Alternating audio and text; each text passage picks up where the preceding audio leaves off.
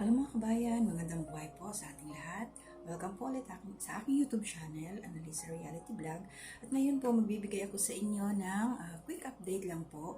Kung maalala nyo, nagkaroon ako ng reaction video tungkol dito kay Rose. Ito po yung pamilya o ito yung bata na yung bahay nila is parang bahay-bahayan lang, maliit na kubo. Tapos yung hinihigaan nila is yung dahon ng nyog na pinagpatong-patong, idinagan nila sa lupa. Tapos, isinapin nila yon and then nilagyan nila ng banig. So, doon sila natutulog.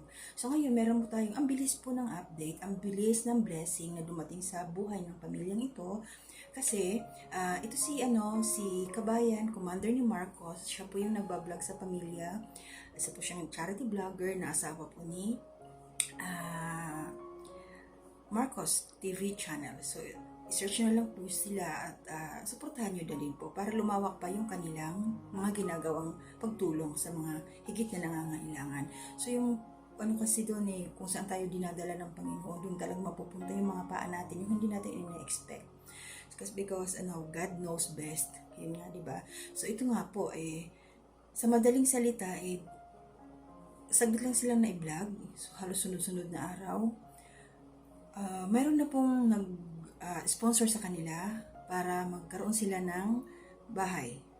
So may plano na po. Although yung nakita sa pictures, siya, bato, pero hahanap silang materialis na akma lang po doon sa budget.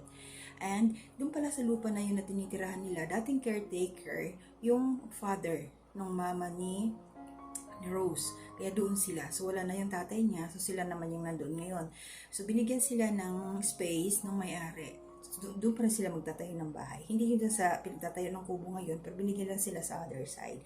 So, that's the good news now. So, magkakaroon na ng bahay sila Rose at tuloy-tuloy na yung magiging blessing sa kanila at bibigyan sila ng pangkabuhayan, God willing, as we go on forward. So, sinusubaybayan ko po ito sila, ang pamilyang ito, kasi malaking lesson po ito sa bawat isa sa atin. Sa itong mga nangyayari sa kapaligiran, yung mga kabataan na mayroon palang nakakaranas ng ganyan. Akala ko sa bahay-bahayan yan lang yung hihiga ka sa palapa ng nyug.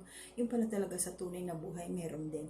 So, support po natin si Commander ni Marcos at saka si Marcos TV channel. Mag-asawa po sila na charity vlogger. So, ako kasi ang binibigyan ko ng mga reaction video, yung nakaka-relate ako kasi galing din kami sa hirap at hanggang ngayon mahirap pa rin kami pero nagsisikap. Okay? So maraming salamat kasi kami naman mayroong sumalo sa amin yung sa stepfather ng asawa ko.